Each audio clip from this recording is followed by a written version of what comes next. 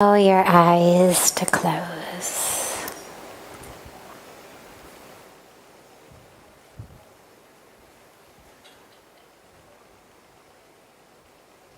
Just allow the awareness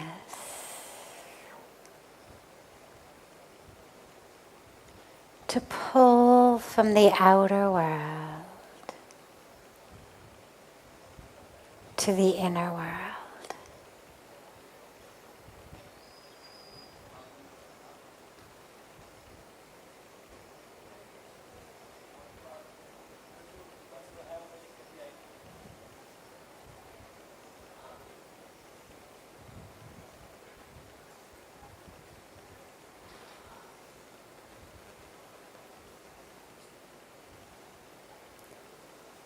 Draw the awareness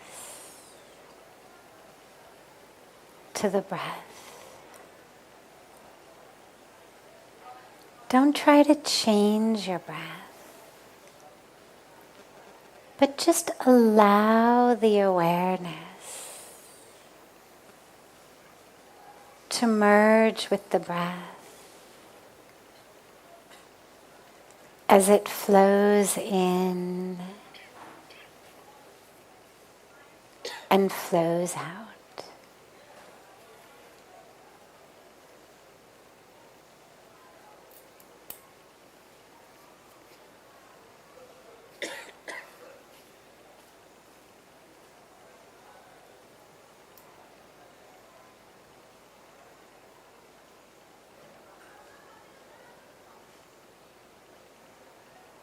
Allow yourself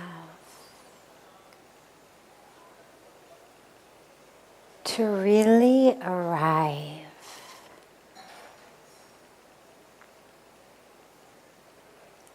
the body is here, but what about the rest of you?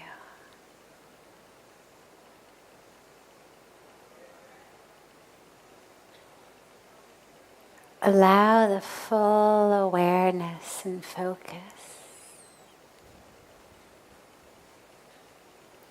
to really arrive.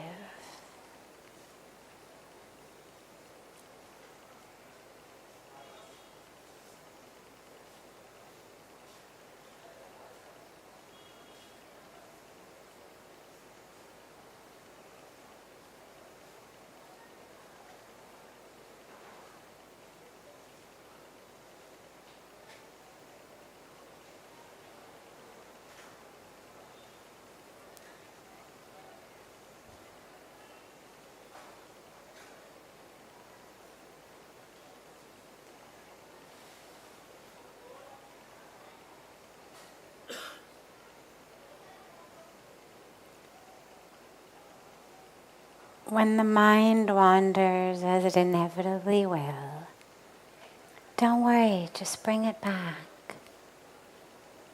Bring it back to the breath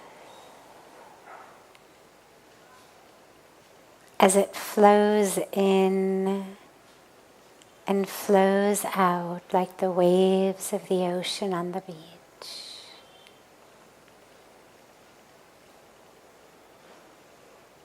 Just allow the awareness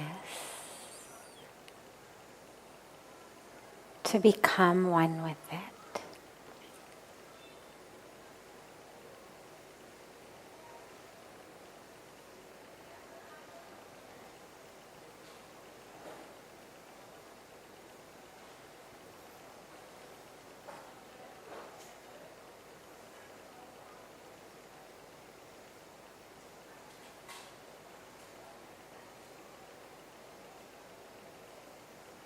Ever so gently, bring the palms of your hands together at chest level. Rub them gently against each other.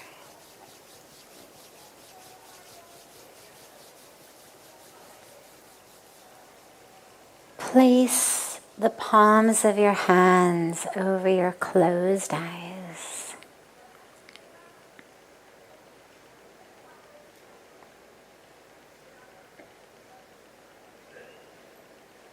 Slowly open your eyes into the palms of your hands. And lower your hands.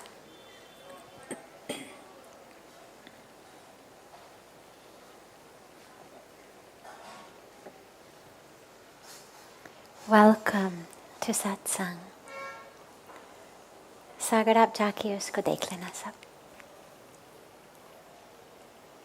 Welcome to Satsang.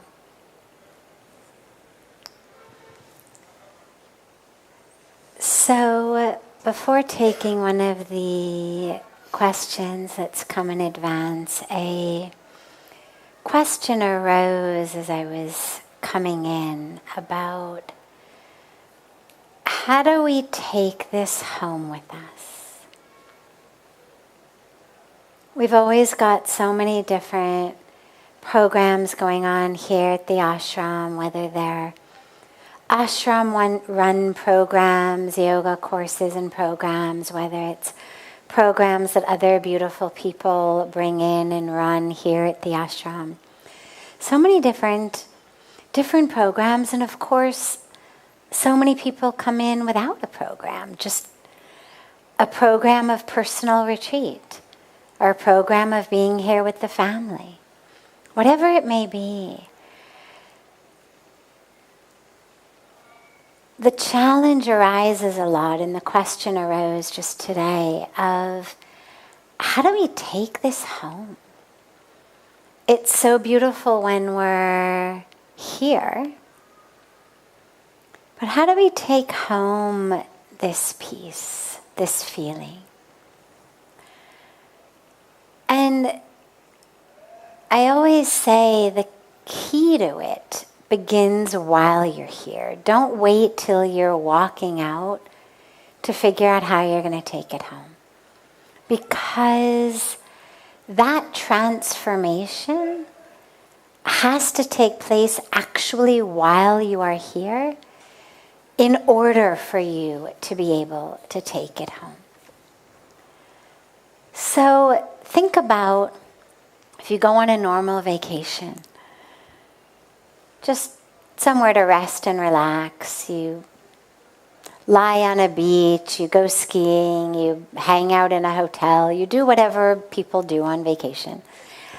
And you're away from your daily stress. Now, naturally, the moment you're away from your daily stress, you're going to feel better. No responsibilities, no work, nobody's relying on you for anything, nothing you've got to show up for, no alarm clocks. Well, naturally, anybody is going to feel better. And there's nothing wrong with that. The problem is it's very superficial.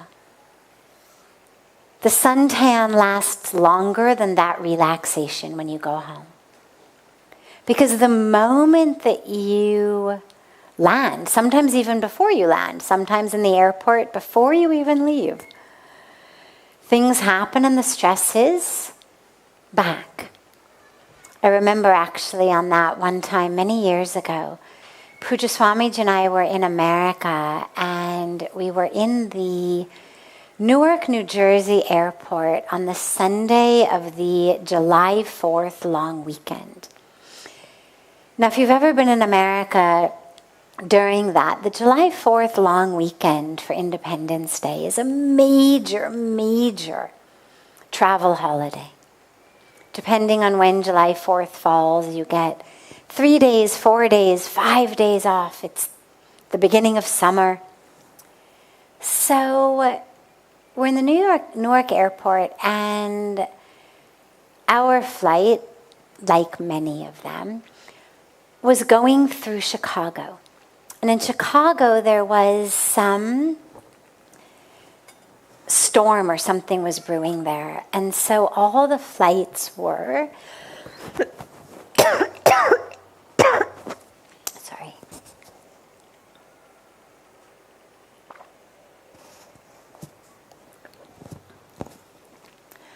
All the flights were delayed, canceled.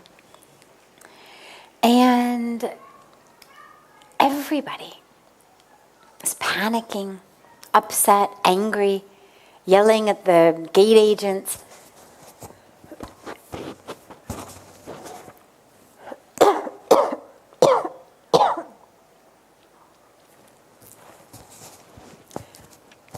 Yeah, I think we'll say dastagya.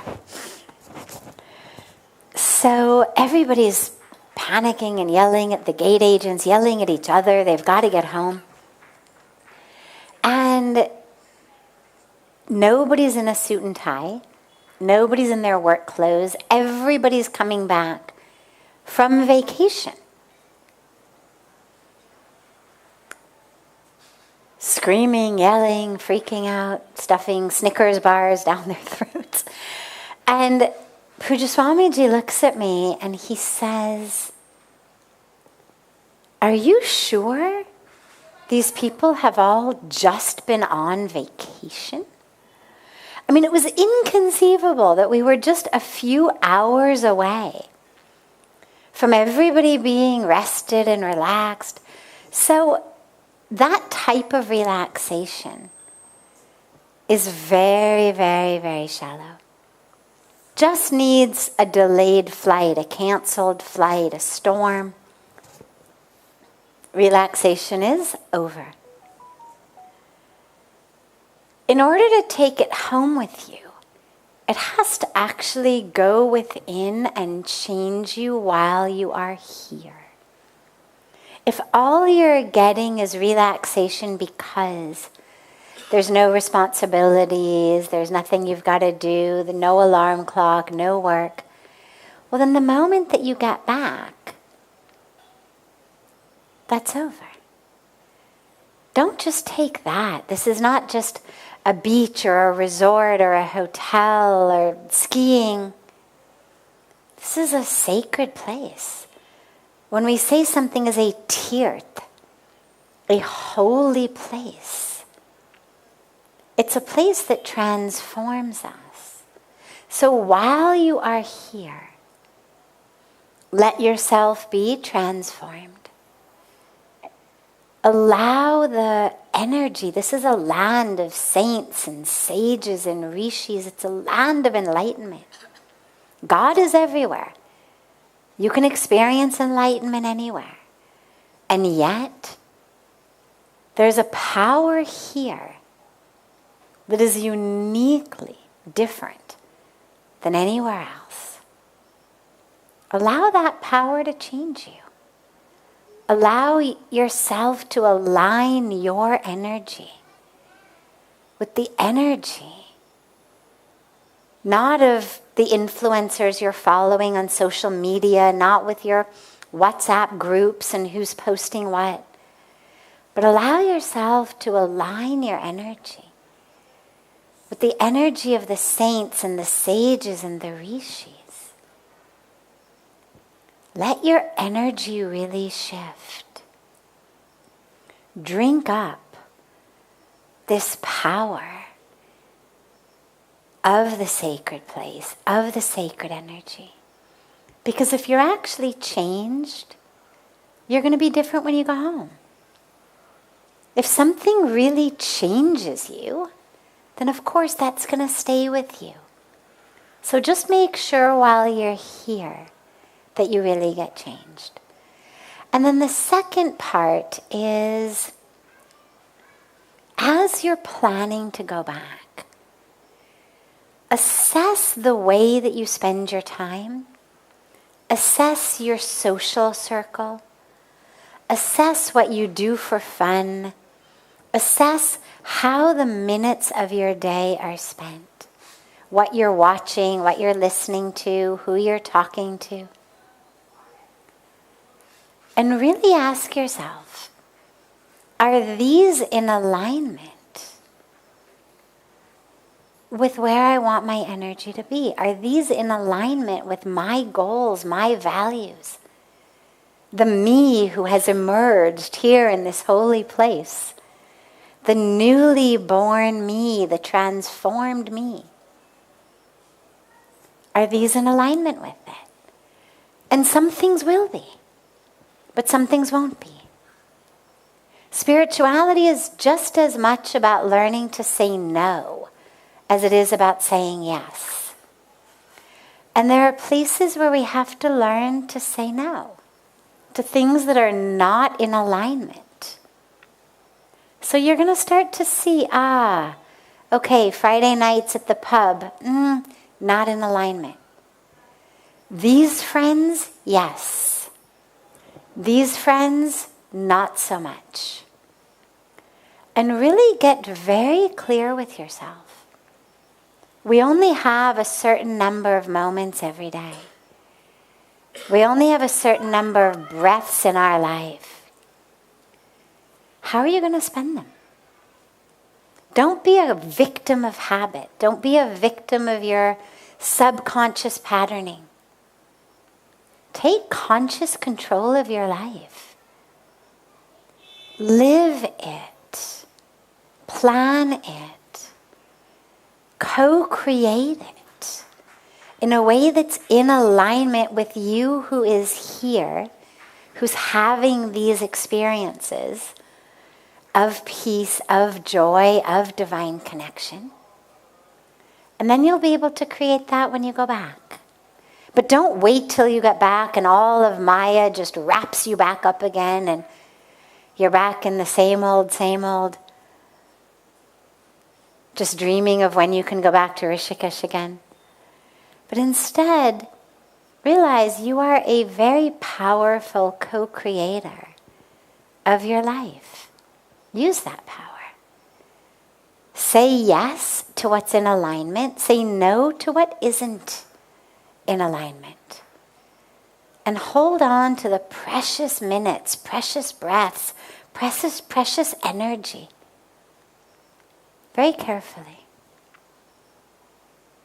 And then it'll stay with you. And then, of course, keep coming back anyway. Recharge our batteries. It's an energetic power charger. So you'll keep coming back. But you want to hold on to that you when you're back in your home. Or just stay here. It's the other option. Questions? Now, this new setup has handicapped me a little bit because it's much more difficult to see people in the back. You're all now dark. So if you've got a question, just stand up and start speaking. Don't necessarily rely on me seeing you with your hand raised.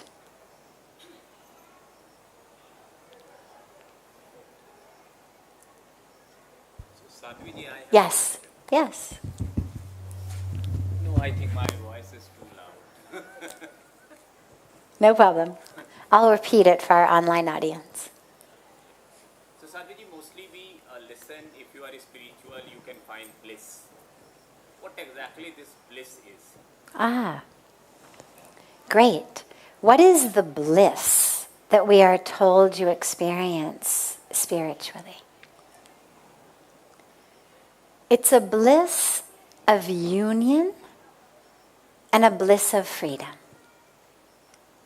And I'm gonna use words and give it to you in a way that you don't have to already be a deeply evolved spiritual person to understand. Because for someone who's already experienced it, they don't need the words. So, bliss of union. Now, that connection that we have in coming together with a loved one. Think about it just as coming together with a loved one. Your daughter is there. She crawls in your lap, right? Just take half a moment and allow your heart to feel how it feels when she crawls in your lap. Just that absolute, ever infinitely expanding ocean of joy.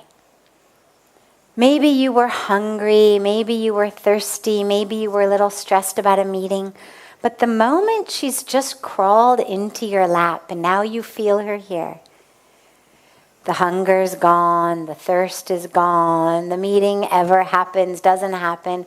It's on some other plane of existence, right? So whether it's your child you're thinking about, he just had his daughter sitting there, so I gave that example. But think about anyone you love unconditionally. Not someone you're having conflict with at the moment. Not someone you're wanting things from right now, but someone you love unconditionally. Now, what does it feel like to be in that person's arms, or in their lap, or have them in your lap, depending on what the relationship may be? Now, do you feel this infinitely ever-expanding ocean of just beautiful, beautiful joy in you? That's the bliss of union. But when you experience it with God, rather than with a physical being, it's even more powerful. Because with physical beings, with any relationship, there's that sense of, in that relationship, you are me as father. You've got a role that you're playing. She's got a role that she's playing. There's some level of we are our bodies, we are our roles, and here in this role we love each other. Father, daughter, husband, wife, mother, child. But when you are in union with God, there's no role, there's no story. It's not you in this body as this story, having a relationship with her in that body, having that story. It's you as spirit merging back into spirit. And so you take the bliss that you feel of the love of your daughter in your lap and you multiply it by God knows how many times. And you expand it beyond the ability that your human heart has to love. And that is the beginning of the understanding of the bliss of union. Then there's the bliss of freedom. Now think for a moment about something that you may desire.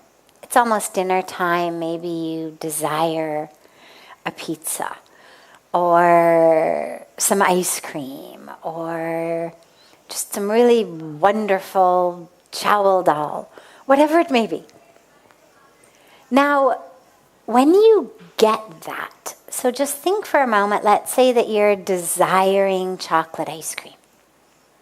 And now, of course, that I've said it, you'll keep desiring it. Now, when you actually taste that chocolate ice cream, something very powerful happens. We lick it, and our whole being goes, ah, and we sort of melt in that joy. However, and here's the powerful subtlety, it isn't actually the chocolate ice cream that brings us that much joy. The amount of joy that our taste buds are able to experience and that part of the brain is able to experience, it's very little. Yeah, it's nice. I mean, we certainly like food that tastes good. But that absolute sense of, is far beyond what actually chocolate ice cream can give you. The bliss of that moment is not from the object of my desire, but it is because, and this is the powerful subtlety, in that moment, I am no longer desiring. While I'm eating my chocolate ice cream, I am no longer desiring chocolate ice cream. It is the freedom from the desire that gives us that much joy. The real,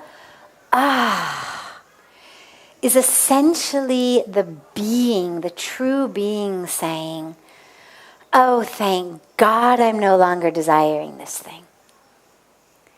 And that's the really powerful joy. Now you imagine that instead of getting that freedom through indulging every desire, because of course the joy only lasts briefly, right? I've had the chocolate ice cream, now it's over, now I desire another one or something else. But now if instead of that, I actually become free of desire in general, so that I'm living my life in that constant state of, oh, thank God I am not desiring. Well, that's bliss. Because it's our desires that steal our bliss. So you've got the bliss of union, the bliss of freedom, and the bliss of truth. Because imagine that you've been keeping a secret or telling a lie for a really long time. So long, in fact, that you may even forget it's a lie. But in your subconscious, you know. Energetically, you know. And when you finally speak the truth, you finally share that secret, there is again a joy, a very, very powerful, deep joy of finally being in the truth. Even if it comes with some embarrassment, even if it comes with having to make some apologies, nonetheless, that joy of finally being in truth is so much. So this bliss that we speak about spiritually is a bliss of union, a bliss of freedom, and a bliss of truth. And there may be more. I'll keep you posted if I find other sources of bliss along the way. Yes, absolutely it is. Desirelessness is bliss. For me, on a personal level, the bliss that I feel in the union, and of course when we talk about samadhi, well, samadhi is union, but it's blissful union, it's ecstatic union. It's the union of two become one. So yeah, there's a lot of reasons to embark on a spiritual path. Other questions? Yes, I can see you.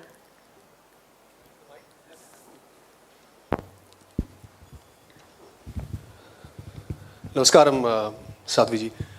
So my question takes me back to what you were talking about before we started the questions. And we were talking about how we carry this energy and vibe back to our lives. And we start looking at things that work for us and align ourselves with it, and those that don't really work well with this energy that we gained, we try not to align ourselves with those. But we've lived our lives creating these subconscious patterns that have manifested in behavior and in the way we conduct our relationships outside of the atmosphere of an ashram. So is it better that the process of transformation is gradual? I mean, there might be situations where we might not have an alignment with something that we've typically been used to doing, but then we gradually reduce rather than shut ourselves off entirely. And ensure that we don't, because sometimes we might need to be in a pattern to make someone happy, or to put it conversely, we don't want to upset someone, and therefore we continue and gradually ease ourselves away, or rather, transfer our alignment. Is that a better process? So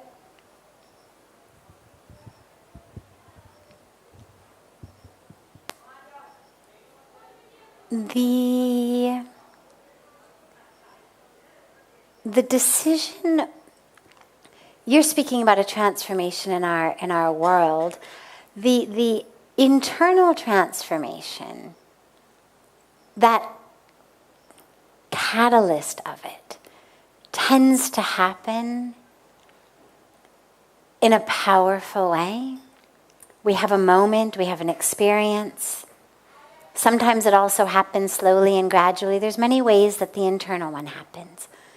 In terms of the external alignment aspect, there's some parts that I would say should be as immediate as possible.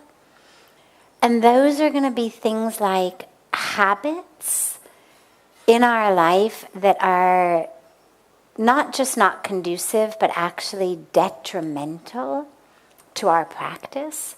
So whether it's things like alcohol or drugs or non-veg or an addiction to shopping therapy or spending 10 hours a day scrolling aimlessly on Facebook. I mean, these are things that I would say there's no reason to ease yourself out. As quickly as you can possibly free yourself from that, the better.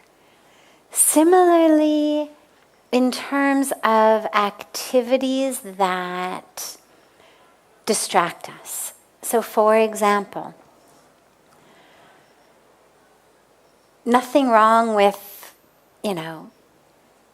shows, movies, nothing. I'm not going to say thou shalt never watch TV or a movie, but pay attention to what you're watching. So, for example, maybe you decide I'm no longer going to watch violence because it distracts me energetically. It's a lot harder to get back into a deep meditation after you emerge from some movie or TV show that's been full of violence. So there's decisions that we can make that we can actually do right away. If you say the whole thing's going to be gradual, well, that's all right. I mean, the universe is infinitely patient. You have as many lifetimes as you would like.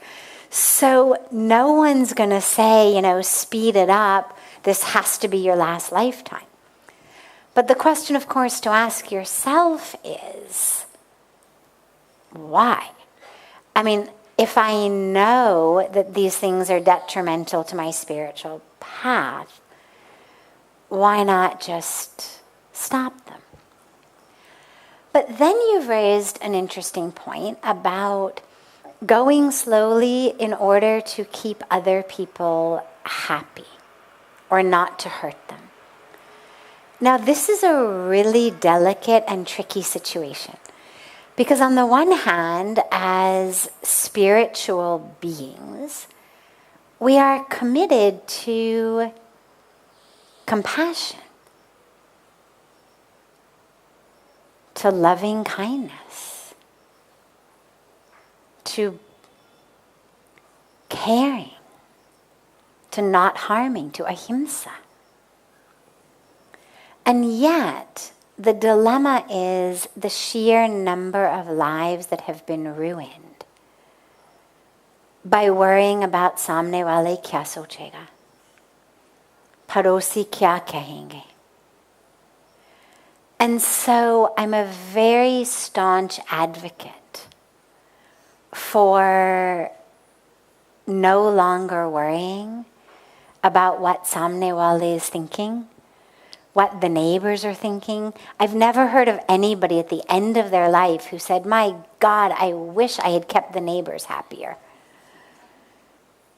My God, I wish more people had looked at me and been jealous or said, wow, wow, wow, kya kam.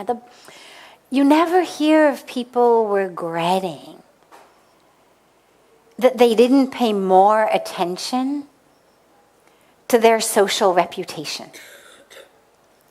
You hear the opposite. You hear people saying, God, I wish I hadn't spent so much time worrying about ye theek lagta, ye theek nahi lagta, wo kya sochenge, ye jet ki baat hai. To pura jeevan usme chale jate. So you've got to ask yourself, who is the person you're trying to keep happy?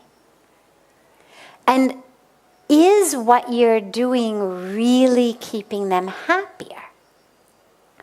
So, for example, let's say that I used to go out with friends every Friday night to the pub, and we would get drunk. Then I decide I don't want to do that anymore. Well, I don't think that we need to go out for at least another few times in order to ease my friends into the idea that I no longer do this. I would much rather invite them all over for a cup of coffee on a Sunday morning rather than the bar on a Friday night and say, hey, I had this amazing experience in Rishikesh. I'm no longer drinking. I don't judge you. But I've decided to change my life, so I'm not going to be joining you Friday nights. But hey, if Sunday morning coffee sounds good, I'm very happy to do Sunday morning coffee. We underestimate people's ability to handle things. We frequently think, oh, this one won't be able to handle it. They're going to be very upset. They'll have a fit. And so we run our own lives in ways that are not in alignment because we're constantly trying to sort of protect others. But the truth is, most people are a lot stronger than we give them credit for. And if presented with a challenge, most people, at least people on any kind of a spiritual or self-development path, will rise to the challenge. If I'm one of the drinking friends of someone who says I'm not going to drink anymore, well, I would hope that I can rise to the occasion and say, that's wonderful. Sure, let's have coffee Sunday morning. Or, hey, we don't have to gather at a bar on Friday night. Let's go to a coffee shop instead or a restaurant instead. If I want to drink, I'll drink. You don't have to drink. We'll be able to rise to the occasion. The only people who aren't able to do that is people who are absolutely stuck in their own drama, in their own ego, in their own stories. And then the question becomes, am I really helping them? Because there is a big difference between helping someone and enabling them. Helping benefits them. Enabling them is just allowing them to continue to live in a way that is not healthy. And so if you've made a powerful, spiritual, positive change, that should have nothing but ripples of positivity. It doesn't mean everyone's going to handle it in a great way immediately. Somebody may be attached to you drinking because if you stop drinking, well, then I have to look at myself. You're drinking with me, though I don't have to look at anything. You stop drinking. Well, then you become like a mirror in my face of why am I drinking? And a lot of times we don't want to look in the mirror. But the truth is, if you end up as a mirror in my face, that's actually the kindest thing you ever could have done for me. So don't think, well, I'll just keep drinking so that she doesn't have to look at this mirror and get uncomfortable.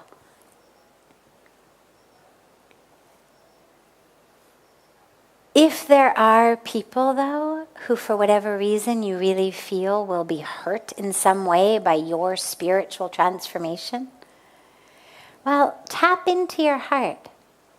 Your heart's your best guide. Tap into your heart. Tap into your own inner way of knowing while you're here, before you go back and get wrapped up in Maya, of I'm having this thought that this person may need a gradual thing. And really just listen for some inner guidance. What's really the kindest thing in the moment to you, your spiritual path, and also their unfolding? You know, when I was 25 and decided I was going to move to India and stop my PhD and move to an ashram on the banks of Ganga, my mom had a fit, as you can imagine. Right? Now, I knew she would, which was why, in a very strategic way, I put it to her in a letter first and figured let her have her fit on her own, and when she calms down, then we'll actually talk about it. But I knew she would. And in the letter I said, I very much want your blessings to go back. But I am prepared to go without your blessings. So don't think that by withholding your blessings,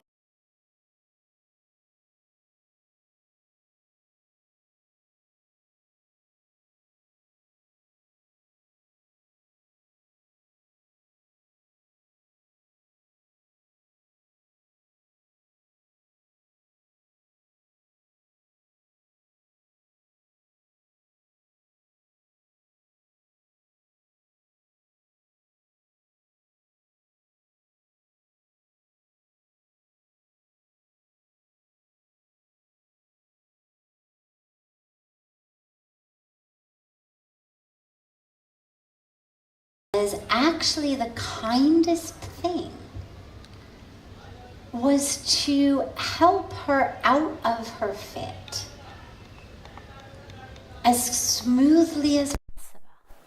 And that by letting her know, by giving it to her with a letter first of like, you have your reaction, no problem. We'll talk whenever you're ready. You let me know. But then by letting her know that no one was going to benefit by the fit. All it was going to do was drive us farther and farther apart. She was able to rise to the occasion. Was I scared? Terrified. I mean, I was really worried. I didn't know. I didn't realize how strong she was. I had a sense. I took a risk. But there was absolutely this sense of, oh my God, maybe she's really going to break. Maybe I really won't be able to go. Maybe this is going to be a catastrophe on some level rather than a blessing. But she rose to the occasion. Put into that place of knowing that no good was going to come. She found a place within. It took her a few days to have a conversation and a few months until I was actually leaving. But, you know, she was with me the evening I left to get on the airplane to fly back, helping me pack, helping me get ready. I mean, it didn't take her very long in the scheme of things. If you imagine the, Jewish mother of an only child who's 25, who's just announced they're heading back to India. A couple months is nothing to really come around. And it was beautiful. And to see how she changed over the last 26 years. Me putting her in that situation actually catalyzed her unfolding and her growth and her blossoming in the most beautiful way. Was it easy? No. Did she continue to struggle in different ways at different times? Sure. But she kept growing. She kept stepping up. She kept growing. And it was an incredible lesson because most of our loved ones really will rise to the occasion. And if they don't, remember, the universe is infinitely patient. They don't learn it this lifetime, no problem. They'll learn it next time. It's okay. So we move as gently and lovingly and compassionately as we can. But we don't forsake our Dharma in order to walk on eggshells around someone else's fragile ego or attached agenda. That doesn't serve anyone. Yes. Beautiful. Last. Thank you. I just have a simple question. For someone that's embarking on this journey, does an 80 hours job a week, like Sure. doesn't have a, that I would say, I don't know how to express it, but like, what would you advise for that person to embark on that spiritual journey? Like, has the willingness to, but does not know the path to do it? What advice would you have? Great. So the beginner's mind, the embarkation on a spiritual journey. So first of all, realize it's not nearly as complex as most people will tell you. The more complex somebody makes spirituality is going to be the more expensive whatever it is they're trying to sell you is. So if I've got a super expensive way to help you understand spirituality, well, I'm going to convince you that it's incredibly complex, and without this super expensive way, you'll never understand it. But the truth is, it isn't. He mentioned Raman Maharishi. You know, you look at the sages, the saints, the masters. Well, it was simple when they gave it, and it was free. And those two things tend to go together. So that's a beautiful thing for you to know, is it is really simple. Now that doesn't mean that there aren't techniques that you can learn to help you in different areas, but spirituality in and of itself is really simple. What it means is there's two ways of looking at the world. One is the material way. The material way says, I am this body. I am its size, its shape, its color, its bank account, its whole thing, its reputation, its career, its followers on Facebook. That's what I am. Then there's this empty space. And then that's you over there. And you are your body. Its size, its shape, its color, its thing. And then there's empty space. And then she's over here. And it's a material way. I am the sum of the matter that makes up my body. Where there's none of my matter, there's not me. Spirituality says, I have a body, but I am spirit. You have a body, but you are spirit. And that same spirit that flows through me flows through you. There actually is no empty space. There's no place I end and you begin. So spirituality simply means a commitment. You're not going to always get it right. Don't worry about it. But at least an intention to see the world as spirit rather than as matter. So we can appreciate form, appreciate beauty, appreciate that there's a telephone pole there and I don't want to bump into it. But ultimately, to be focused on spirit, both within myself as well as within others. So you then end up with this beautiful opportunity as you move through the world, that every minute is your spiritual practice. Because whomever you meet, you get this chance to see them as spirit. Instead of seeing people as fat, thin, tall, short, ugly, beautiful, rich, poor, can you see them as spirit? Can you see that divine in them? Can you see yourself in them? And so our whole life becomes very conscious. Because if you're not conscious, you forget. And being conscious is that foundation of spirituality, is it's all about consciousness. Every minute, every moment, being present, being here. So that's the best place to start.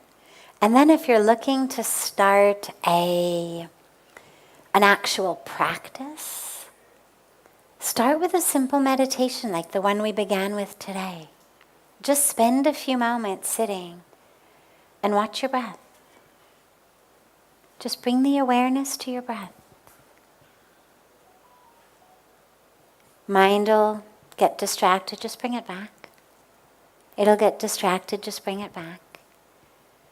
And just spend 10 minutes. 15 minutes if you can, but don't worry, 10 is fine. It's a great place to start.